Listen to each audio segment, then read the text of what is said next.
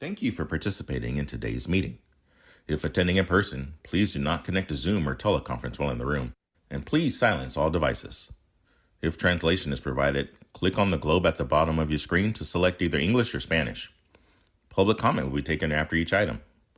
If you're in the auditorium and wish to comment, please use the iPads located in the lobby or complete a blue speaker card as available. If you need assistance, please find a South Coast AQMD employee. Speakers may be limited to a total of 3 minutes or less for all agenda items. Times may be shortened to ensure all speakers can be heard. A countdown timer will be displayed on the screen for each public comment. More time will be allotted for Spanish translation that is not simultaneous.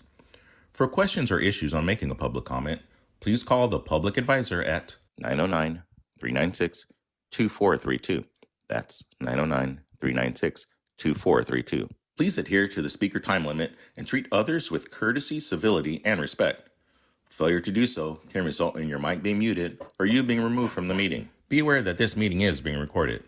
By participating, you authorize recording of audio and visual content presented during the live event and consent to subsequent use of the recording in the public domain by South Coast AQMD.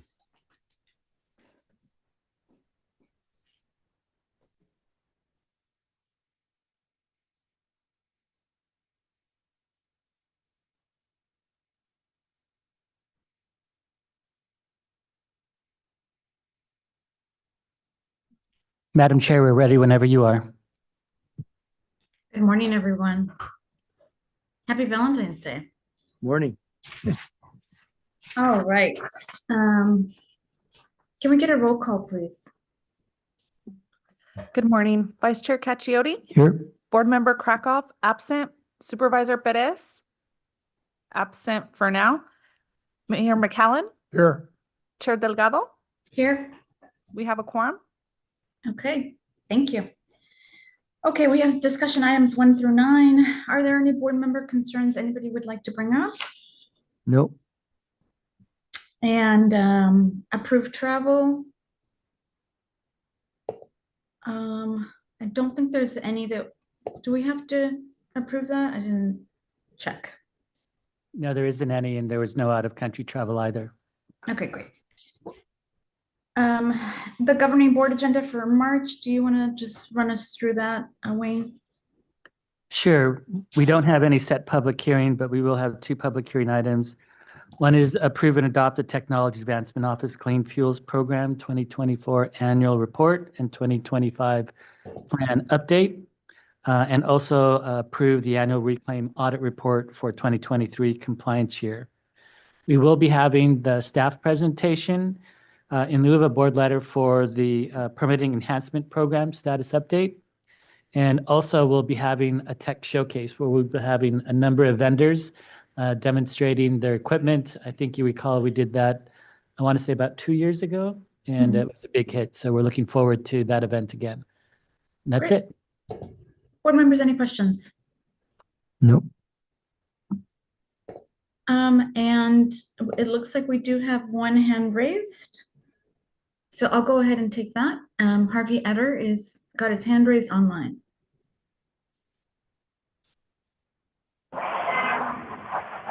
Hello, I'm being heard. Yes, good morning, Harvey. Good morning. Harvey Etter, I'm speaking for myself, PSBC, and like-minded folks and communities. I was not able to see the agenda. You could not, yesterday to download it, it said it's not secure, so you're exposing all your information. Thank you, Mr. Etter. This is only on item number 4. Okay. I do not have access to the information on what the items Thank you. are. We can, if you'd like to make that comment, that would be for general public comment. Thank you, Mr. And Etter. you cut me off. And We can move on. Thank you, Bay. Okay, so that takes us to item number 5, approval of compensation. We do need a motion for those recommendations. Move approval. Second.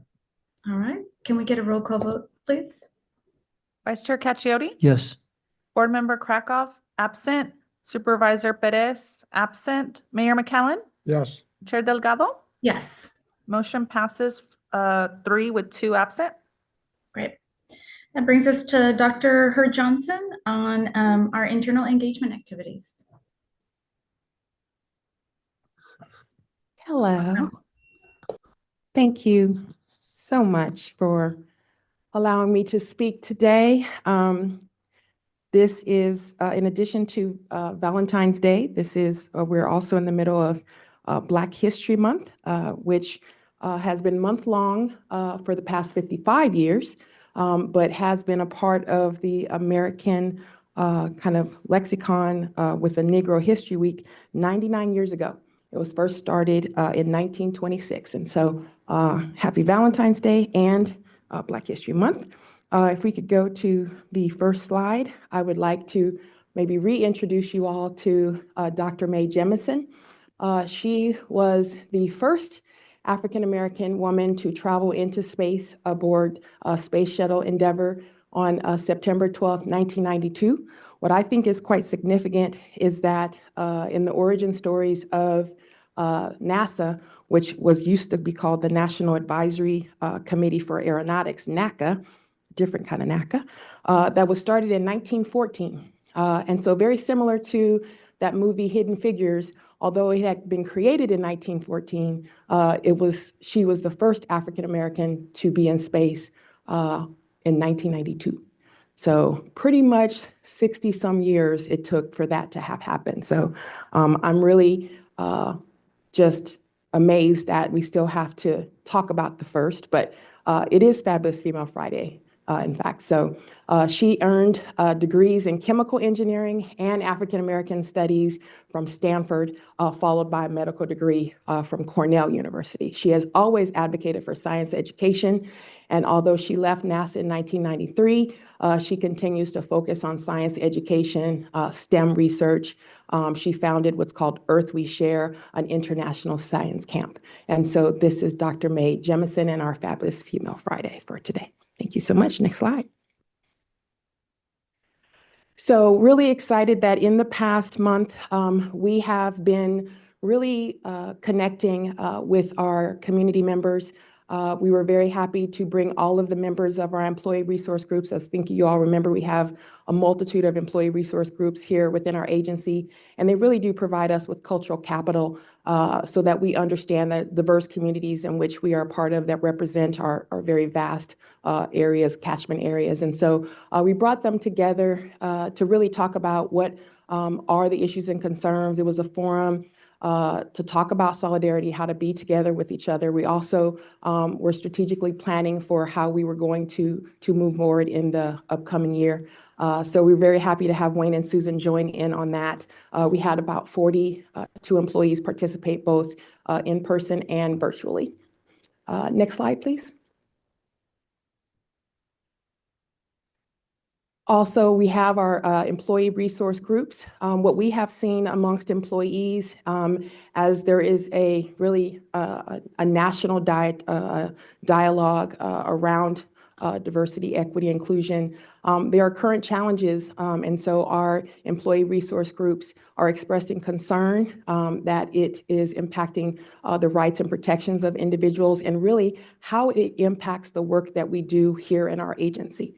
If you remember, our goal is to enhance public education and ensure the equitable treatment of all communities. And so when that's part of our mission, our employees are like, how do we still do that in this environment in which there's a great deal of negativity toward the subject matter? And so employees are coming together and asking us, hey, can you help us to do our jobs better? The focus continues to be, continue to do this work so that we can meet our mission. And so these are several of our employee resource groups. And like I said, we came together for an all ERG meeting at the end of January, and we'll continue to meet with them to continue to do the work of this agency. Next slide, please. Our Barack group to celebrate Martin Luther King's birthday had a meeting and are impacted definitely a lot of the language that's being used. There was, I think some anxiety, some fear, but really what I stemmed from it and what came from that was a real commitment to advocacy and support, not just within the groups, but also between the groups. So for me to see the Halos group, the Persian group, the African American, our veterans groups, our LGBT groups all come together and really being united. It was a really great sight. So we will continue to work on these initiatives. Next slide, please. And as always, as a part of our kind of job to increase our staff's knowledge, awareness, and skills of the different communities in which are part of our agency, he had our displays to celebrate Lunar New Year. So that was up in our lobby. Next slide, please. And again, we provide infographics. And so this past month, we celebrated and commemorated Dr. Martin Luther King Day's, his birthday, and then also Lunar New Year by sharing infographics with our employees through these emails. And next slide. Any questions? If I Thank you might, so much. Madam Chair, Yes, please. could you go back to the B-Rock slide?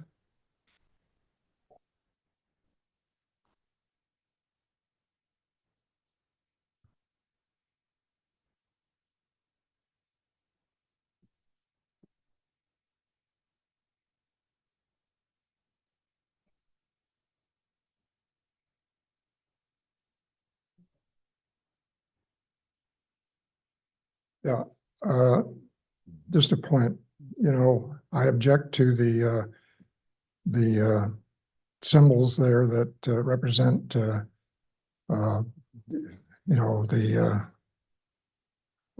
Black Panthers, the Black Lives Matter, the fists raised. I don't think that's appropriate. It generates hate, if you will. And I would hope that we wouldn't continue that kind of symbolism in our efforts here. Thank you for your comments, sir. We will definitely move forward with that. Thank you. And then I have a question. Where is our DEI Equity Center? Oh, our offices are here in the building on the ground floor, just past the elevators. Does each of these ER groups have a dedicated email like the Barack? Yes, each of our groups do have a dedicated email, sir. Okay. Thank you. Absolutely. Thank you. We do have one hand raised, so I'm going to take that to see if it's a comment on this item number 6. It's a phone number 310.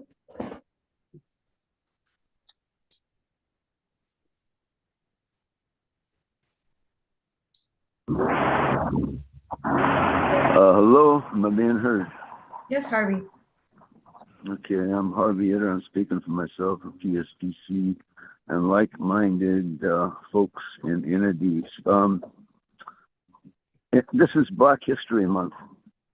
I want to say that we and PSPC work closely with the Black community, especially in the 70s. There were 419 people arrested taking over the administrative building in 1977, protesting Stephen Biko's arrest and murder. Started the Black History movement and in South Africa. I did that with a Black non-vet friend of mine, okay, Douglas Campbell, who passed recently. And we actually met with the Secretary of Treasury about investments in South Africa and resulted in over $1.5 billion being divested in California 10 years later. All right. A lot of people don't know that. We worked the crowd. There was, anyway. So that's one thing. Also, we worked with Leonard Grimes, first Black commissioner in the PUC in the late 70s and early 80s. I did the low-income solar equity project. They were taxing through the rate base. The whole thing about equity and the issue that's coming out now with photovoltaics and whatnot. Okay. His family, his ancestor back east in Massachusetts did time with the Underground Railroad, was a preacher, Methodist, and organized the 54th that the movie Glory is about. All right, we're consultants on that. We did the low-income solar equity project, working with him, and it was never evaluated by the PUC, by Air District, by CARB. That's something else. Okay, so we work closely, and also he ran GAO for several years, the General Administrative Office for the state. All right, so with enough comments for now, but this kind of tension that we've got now with staff and whatnot, some we're talking to, others, we've got real problems. We're outraged by being cut off, public being cut off and whatnot. And it's coming to the point where we're going after law license and stuff. This issue came up before. Cochiati Bay, enough. Later. Done for now. Thank you, Dr. Hurd Johnson. I don't have any other hands raised, and I don't see any other board member comments. So can you take us through item number 7, please?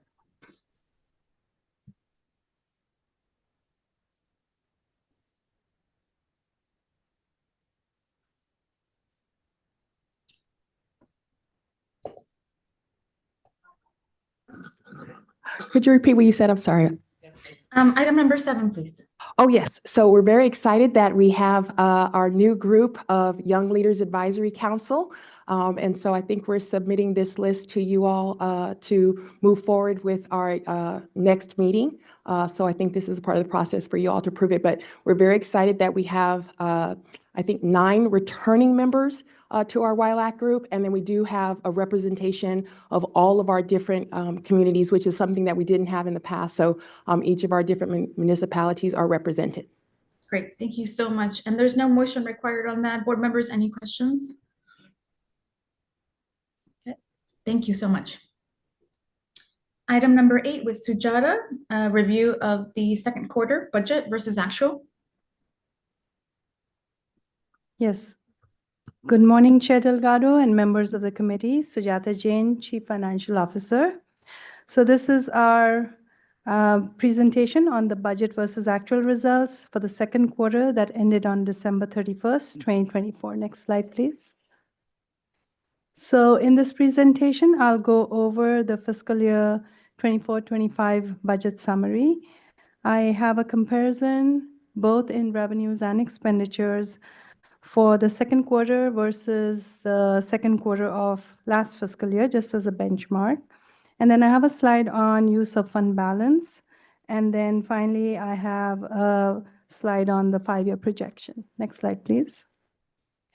So the general fund budget summary here is showing that our fiscal year 24-25 budget was revenues at $209.5 million and expenditures were $211.4 million. We had some amendments. These are board approved. And as of the end of second quarter, our revenues were at $110.4 million and expenditures at $98.4 million. And of course, it's looking like revenues are a lot higher, but they do catch up because we bill 2 months in advance, so that's reflective of over here. And also our one payroll doesn't quite hit the books when we close at December 31st. Next slide, please. So here is the revenue comparison of this fiscal year second quarter versus the previous fiscal year second quarter.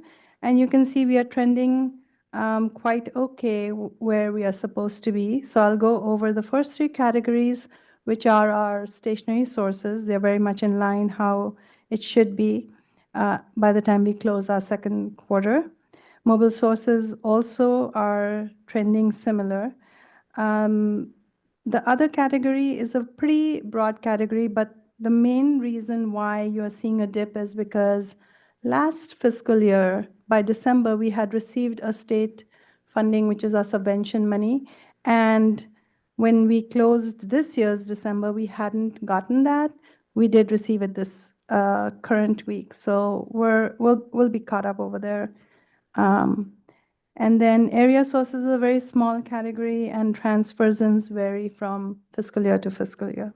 Next slide, please. And so similarly, these are our expenditures. And you can see that the first category, which is our salaries and benefits, it's a lot higher percentage-wise compared to last year. And there is a reason for that. First of all, the salary increases that were approved by the board, they are now being reflective. And also our budgeted vacancy is pretty much at where we are actually. So our budget vacancy was 13% and we are at 13%. Last year, by the time second quarter had closed, First of all, our budgeted vacancy was 11%, and we were at about 15.5. So you're seeing that difference over there. Salaries and supplies, they will get similar to capital, which is showing a little bit less compared to last year in percentage. They do get caught up as we go through the fiscal year. And debt service, we have paid our bonds, and transfers out is same as last fiscal year. Next slide, please. So these are the board-approved use of fund balance, and you can see it's about 700,000. Next slide, please. And so this is our final slide, and this is on our 5-year projection. And over here, we are showing, as I mentioned, a 13% vacancy in the next 5 years. We are assuming that. We are very much in the earlier phases of putting our budget together. So we will see if we can bring that down a little bit based on the revenue projections, et cetera. But so far, we are keeping it at 13% here. The salary increases that were approved by the board, the 4-year MOU, those have all been reflected here. The CPI, which is something that we use to do our fee increase projections, that hasn't still come out for the next fiscal year that we are developing, which is fiscal year 25-26. However, based on our projections, we are assuming it's at 3%, and we do have a 1.5% that the board approved last year for permit fees, and I believe annual operating. And then for the other out years, we are assuming a 2.4% CPI, 2.6% CPI, and 2.7% CPI for the years that you're seeing projected out. And with that, I'll be happy to take any questions. Great. Board members, questions before I go to the public comment? Madam Chair, if I might, out of pure ignorance, what debt are we servicing? Mayor McCallum, the debt has been serviced. This last year was the last year of one of our bonds that had to get paid off, so we don't have any more bonds. What were the bonds for? The bonds were for pension obligation bonds, and they were over a period of 24 to 25 years, so that got done in fiscal year 23-24. Thank you, and those have been paid off now, right? Yes. Okay, good. Yes. Madam Chair, quick question. Mhm. Thank you. Sujata, on the 5-year projection, I just see the funded staffing, 899, 887. Was that 887? How many people do we actually have on staff now? It's funded for that, but how many people approximately do we have on staff? Pretty much 887. Right now? What kind of? Good, yeah, because we are at 13% vacancy. Okay. I know in the monthly reports Wayne puts out, I see maybe 1 or 2 left, got promotion, 1 or 2 hired, so we're pretty much. Hovering around there. Okay. Yes. You've really done, I know in the last year or so, or 2 years, you've hired a lot of people. I remember we were way down, and it's a great work. Vice Chair, just to let you know, we monitor that number like a hawk I figured. because that gets to our budget, and we look at both not only the FTE, but dollar-wise as well. Yeah. So that impacts future hires, everything. So we're on it. Wait, I just I know- want you to, I know you really look at that, and you, every year we've looked at our 5 or 10 year, projection way out. And you've always been able to keep it above 10, 15, 20% because you do monitor. So we really appreciate that. thank you. Supervisor? Yes, thank you. Yeah. Am I on? Yeah. Just real quick. I don't remember. I didn't see our reserves. Do we have any reserves at what amount? Or what's the percentage of our reserves according to our expenditures? So thank you, Supervisor, for that question. The current reserves in fiscal year 24-25 is at about 42%. But if you're looking out, they do go down. The governing board's policy is 20%. So in the last fiscal year that we are projecting out, which is 28-29, it's at 13%. according to our projections. Wow, we're going from 42% to 13%? I think it's important to realize that's a fifth-year projection, and these numbers are very conservative. Over time, we have always been able to manage it. And so even though it's a very conservative 5-year projection, we don't think that we're going to get it down to 13%. And that's in part why we watch those numbers like a hawk. And originally, I think when we had provided the original budget proposal, we were actually less than 10%. So already, not even a year into it, we're already climbing back up. And that's through sound fiscal management that Sujata and her team really do. So again, that's a 5-year projection. All right. So you're saying in 5 years, potentially, we'll move from 42% reserves to a 13% reserve. That's correct. All right.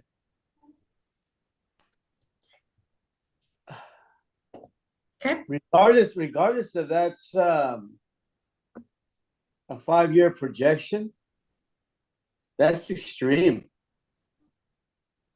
From 42 to 13. Have we ever been in that situation before in the past, let's say, I don't know, 10, 15, 20 years, where our 5-year projection was that amount, like a 30% difference? So Supervisor, we have been in the past at around 13, 15%. And like Wayne mentioned, even the budget that we adopted in last year, it did show that our fifth year would be about 8, 9%. So what Wayne is saying is that we do try to manage it as we get closer. And so far, we have always been above the 20% mark. Is that because the majority of those funds, I assume, are going to go to salaries? Is that what we're saying here? That, you know, inflation, benefits, increase in salaries? Is that what we're saying within 5 years? That was a big amount that the board approved last year, and based on that, those projections are shown at that time, yes. However, when we closed fiscal year 23-24 in June, we did a little bit better than expected, and that's why this fifth year has bounced back. And even now, we are projecting we will use 2.6 million as we end this fiscal year, but we have to see how this fiscal year will end. Okay, well, obviously, being able to have a 40-some-odd% reserve is awesome. You know, there aren't too many organizations that are able to do that. But I also will have to flip that coin on to the other side and say that's a major decrease in reserves from 40-some to 13%. And obviously, I guess we're thinking about salaries and things of that nature, which makes sense, but it just seems quite high. And I'm wondering, what would be the actual numbers if you're saying we're being conservative? Now, that's just one question and just something to ponder, and I'm not going to belabor this. But the other question is, I noticed, or the question was earlier about positions. How many staff do we actually have writing grants or going after money? Just grants. Just going after dollars. Most of the grant writing staff is in TAO and our Legislative Public Affairs group. I'd say we probably have around 10 to 20 people. That many? Paid in the grant writing. 10 to 20. That's great. I didn't know we had that many. I think that's quite a bit. Hopefully it's paying off. I'm assuming it is. We got about 850 million in grants last year. We average about 200 million in grants per year. So I like to think it's a good investment, And even though they write grants, that's not their only job. No, I hear you, and that's okay, but yeah, we gotta go after all the money we can get. You know, obviously, we're always having a tough time with the state, right? Or even the feds. So I appreciate the fact that we're actually beefed up to that degree. That's a great thing as well. In other words, I don't sit on too many organizations that have that many grant writers, quite frankly. Probably this is the only one that I'm aware of that has that many, which is good. I'm not disagreeing with that. So I wanted just to have that response, that answer, and then once again, that 43 to 13%. It seems quite a bit. So let's just make sure we're on that. I know you are, but it just scares me to think from 43 to 13. Wow. No, good comments, and we'll keep that top of mind as we enter into the budget season. We have one public comment, Harvey Eder.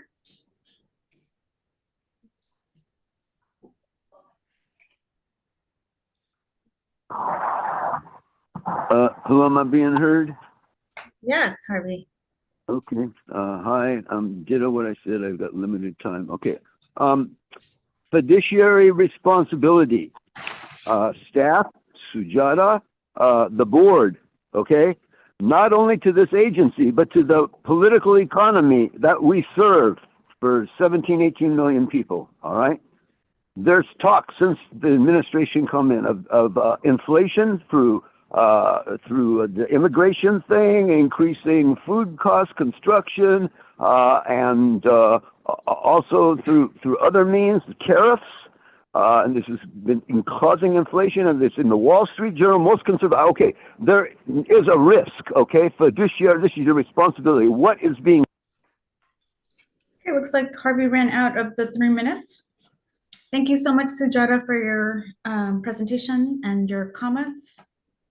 Let's move on to item number 9. Well, 9 through 11. We've got Ron Moskowitz, who's going to be leading us through those items. Good morning, Chair, members of the committee. Ron Moskowitz, Deputy Executive Officer and Chief Information Officer, live and in person. Good to know. Information Management is excited to report the completion of 1109.1 BCAP Web Application and Gateway Service. Under Rule 1109.1, refineries submit their emissions data through the Gateway Service, which leverages the latest technology stack to offer streamlined approach of data submission, validation, and status update. At the same time, the web application will allow AQMD staff to view the emissions data submitted by these refineries, run reports, and receive automated alerts whenever the threshold limits have been reached. We're also pleased to announce the completion of the 1148.1 leak notification system. In response to requests from community stakeholders, this system will provide notifications upon detection of a leak, enabling recipients to determine the appropriate course of action. The enhancement will allow oil and gas production well operators to report leaks through the existing 1148.2 online portal. Automated email notifications will be sent to community members who have registered for updates. And we've worked closely with Compliance Division to implement these improvements. So I just wanted to give a shout out to Terrence Mann and his team for their collaboration. And finally, our mobile app has reached an all-time high of 126,000 user installs. Of course, it was based off of the devastating recent wildfires. We had about over 19,000 installs in 3 weeks. And everything else is on schedule. I'm happy to answer any questions. Thank you. I don't see any board members raising their hands, so let's go into item number 10, please. Thank you. This action is to... I'm sorry. Well, Harvey doesn't have time on. Bay, what do you recommend? Harvey has raised his hand. I believe the agenda notes that people have 3 minutes for all items on the agenda, and Mr. Eder has used his time. Okay, item number 10. Thank you.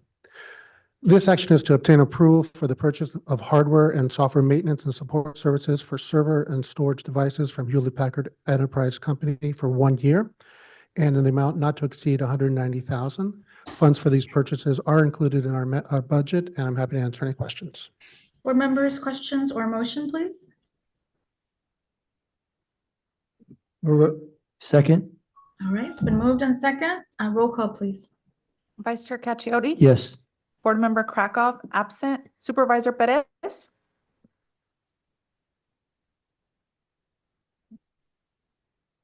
I think he's saying yes. Mhm. Mayor McCallum Yes. and Chair Delgado? Yes, Motion passes 4 with 1 absent. thank you. Item number 11, Ron. Thank you. This action is to authorize the purchase of Microsoft software and support for a period of 3 years in the amount not to exceed $380,000. Funds for the first year are included in our current fiscal budget, and provisions for subsequent years will be included in future budget requests. I'm happy to answer any questions. Board members, questions or a motion, please? Move approval? Second. Okay, roll call, please. Vice Chair Cacchiotti? Yes. Board Member Krakow, absent. Supervisor Perez? He said yes. Mayor McCallum? Yes. Chair Delgado? Yes. Motion passes 4 with 1 absent. Thank you. All right, we've got a written report from Lisa, and I don't have any other matters that I want to bring up. So that brings us to item number 14, public comment. Is there anybody who would like to speak? Do you have anybody live? Nobody here in the auditorium. Okay, we've got Harvey Etter who would like to speak during public comment. Go ahead, Harvey.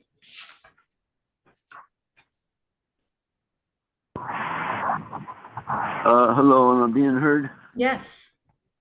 Yes, my name's Harvey Etter. I'm speaking for myself and for Public Solar Power Coalition, founder, director, and all like-minded folks and entities. I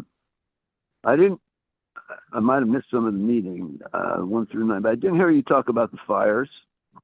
I heard a cost of upwards $200 billion and stuff to the community, and that's only 16,000 structures going down. And this is climate. Okay, we got a climate committee. Supervisor Perez, you're head of it. We're the only ones that This is not testified. something that's subject to this committee's jurisdiction. Please limit your comments to items within this committee's jurisdiction. Thank you. This is administrative. You're the decision makers for this district. Thank This you. is We air can move. pollution. Okay. Well, our next meeting is March 14th, and that concludes our business. Thank you, everybody. We've got Personnel Committee next. Thank you. Thanks, Happy everyone. Valentine's Day. Happy Valentine's Day.